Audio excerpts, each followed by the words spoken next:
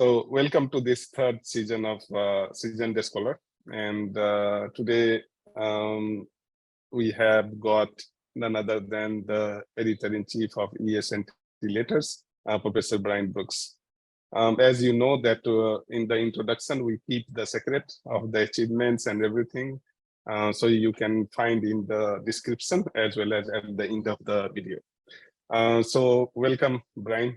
It is a great pleasure and honor to have you on this program.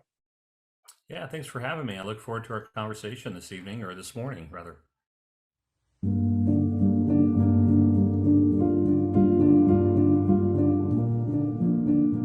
What will be your message to those PhD students on the following? First, when they are deciding whether they should go for PhD or not, how to decide, how they should, what kind of question they should ask from each other.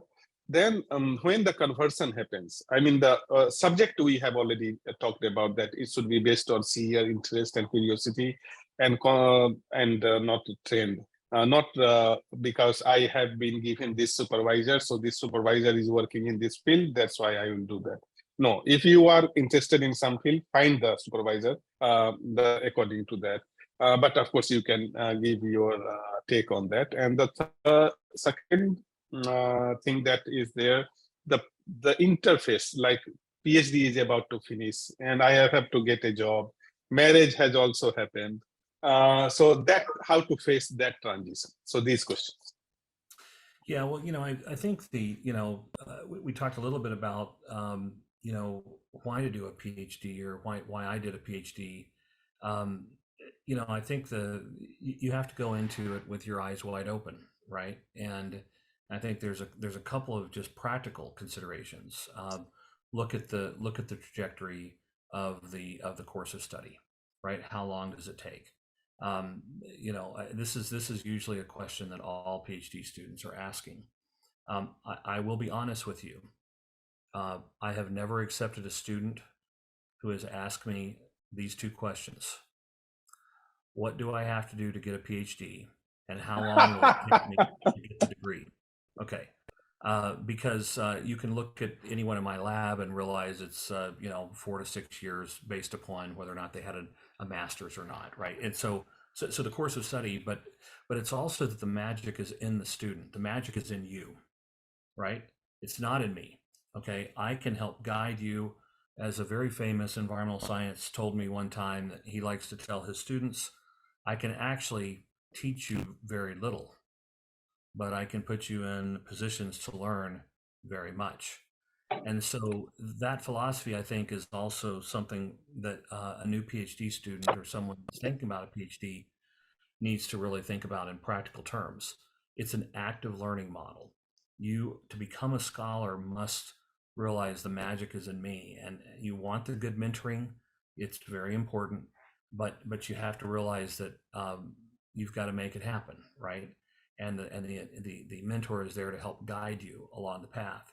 Now, then I think the most important question, though, is again the motivation, right? Look, I mean, people are motivated for all kinds of different reasons. When I was younger, I probably wanted to make my parents happy or proud, right? And then when I started, and I realized what I wanted to do, then maybe I was motivated somewhat. I was obviously driven by the curiosity that was dragging me along, but I didn't want to fail, right? So maybe there was some motivations for the fear of failure. And now I'll be honest with you, I'm motivated by the world that is left for my children and their children, right? So, and no offense, but I'm probably most interested in the children in the world that are my children's age and younger. Right? that's who we are doing what we're doing now, and I think for the rest of our career, aim to try to improve that situation for those that come behind us. And so I think if the person is really considering the PhD, you got to have the curiosity.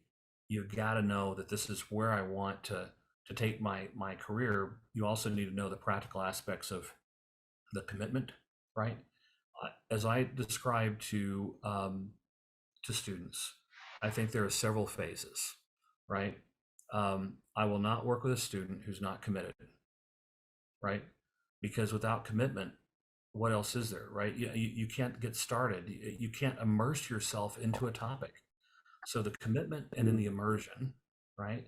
And then as you're immersing yourself into the topic area, that's sort of again shaped by the curiosity and the capacity of the research lab that you're in, you got to learn how to focus, right? And then you've got to learn how to finish, right? And professors that are good mentors will help you.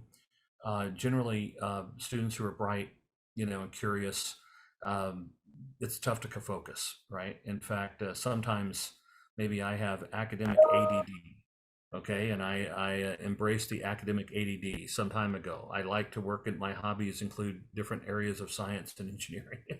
but the So point is, ADD means what? like attention deficit disorder. It's a kind of a joke. Okay. So it's so attention deficit disorder is actually a serious disease. But sometimes, maybe you might hear someone say it's academic ADD, where I like to work in different areas. The young PhD student, though, they have to realize that this is okay, right?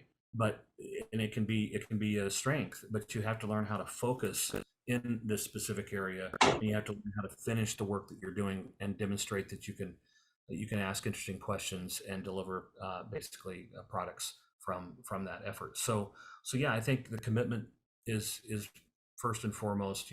That's driven by the curiosity. Obviously, if you're not committed, you'll never be able to immerse yourself into really getting into the depths of the literature. You've got to know what other people have done.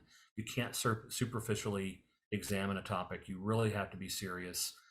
And then you've got to focus, and you've got to learn how to finish. But I think as you go through the process, and you probably might agree with me, is that in some ways the most exciting aspects of my professional journey were during the PhD, when the pay wasn't great and the hours may be long. I don't know if the hours are any shorter now, but I was able to really immerse myself with really very limited other responsibilities Yes. into the subject. Very Read true, very true. read broadly, think critically about different aspects, and that's where you're sharpening, so to speak, the sword of your scientific arsenal. Wow. Yeah, I mean, I am getting a goosebump because the most beautiful part of the PhD was that we can forget the world. We have no committees to attend, no, yeah. And very nice, Bryan. I love this thing in your personality. Whenever you speak from direct from the heart, and that's why it has a lot of impact. Maybe I don't know whether you are aware of it or not, but I felt that way whenever I had an interaction.